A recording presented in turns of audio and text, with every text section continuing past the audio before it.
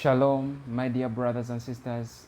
I have yet an amazing word just for you. The word is they are coming against you in big numbers. But do not be afraid. Do not be afraid of them. My brothers and sisters, some of your enemies have surrounded you as you are right now. Actually, some of them have taken you captive and they have locked you out.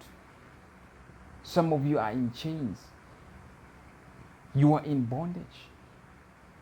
Not only are you in bondage, there is something that we call a generational curse that is around you. Some of you know what I'm talking about. You know that there's something not right about your life. There's something that was done in the past that has been hindering you. Some of you, it is in the department of marriage. That whenever you feel like when you're about to get married, it does not end well. Or some of you, you marry and you divorce, and you marry and you divorce. Your relationships have not worked out. Even in your family, no one ever has a successful marriage. Some of you, I'm talking about you right now. You are listening to me right now. Marriage is not something that is celebrated in your family. Your mother had issues in her marriage. Their grandparents had issues in her marriage. Your generations have issues. Some of it's a disease that has been going around in your family. It is an enemy. Some of you think that your enemies are just physical. No. It's not just someone who's against you at your workplace. No. It's not just someone who's against you just 10 steps away from your home. Your enemies are bigger than that. The real warfare is in the spiritual.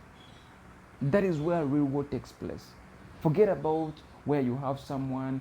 Of course, that is a manifestation. When you see someone hating you, someone against you, someone gossiping, that is a manifestation of what is happening in the spirit. Remember, it is first spiritual before it happens in the physical. So the real war is in the spiritual realm. Instead of fighting people physically, go to your prayer closet. Get a prayer closet, a prayer room, and pray about it. Pray without ceasing. A prayerless Christian is a powerless Christian. That is it. You are supposed to pray. Even Jesus himself prayed. If Jesus can pray, who are you not to pray? There's a song, popular song, that is trending. If your pastor can pray, who are you not to pray? If Jesus himself, if his disciples can pray, who are you not to pray? Who are you?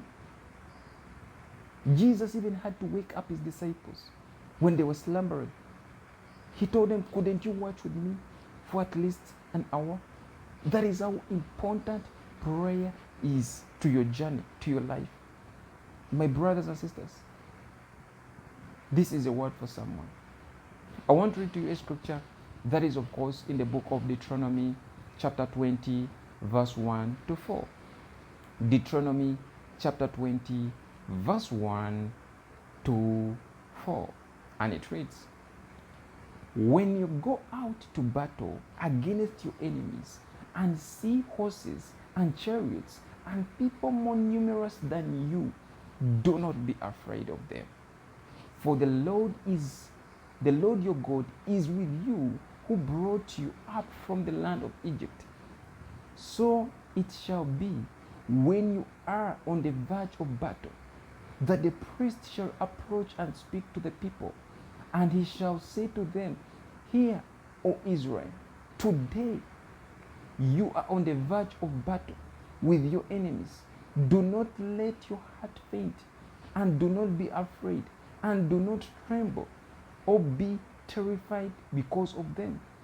For the Lord your God is he who goes with you to fight for you against your enemies, to save you. My brothers and sisters, this is a very powerful word, that the Lord your God is with you. A lot of people think that God has left them. Some of you have started asking questions that if God is really for me, why has He let this happen to me? Why is all this happening? What if God has been for you and He has been warning you, but you have been rebellious? What if it is the other way around, that you are the one who has let it happen on you? And it's not God's way of letting it happen on you. Some of you think that it's God doing that to you. What if it is you doing it to yourself through disobedience? My brothers and sisters, the scripture starts by saying, when you go out to battle against your enemies and see horses and chariots and people more numerous than you, do not be afraid of them. Some of you, this you can testify about it. Of course, you have not seen physical horses and chariots against you, because remember, this scripture was written at a time and a dispensation where they used horses and chariots in battle. They never had automobiles. In this generation, people are using other things to fight against you. People are using court cases. People are using lawyers, court systems. People are using words to fight against you. People are using money to fight against you. When you see this, do not be afraid. For the Lord God is with you. Remember, the same God that brought you out of that problem is the same God that will bring you out of this problem.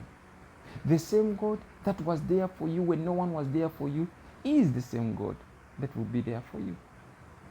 Just because you cannot feel Him, just because you cannot see Him, just because you cannot comprehend what is going in your life, it does not mean that God is not with you. No. God is with you. It's just because for you cannot see it. It's just because you cannot feel. It's just because you cannot discern. I pray for you that God gives you the spirit of discernment, that you may be able to know the times that we are living in. My brothers and sisters, it is the word that I have for you, that do not be afraid. Until next time, shalom.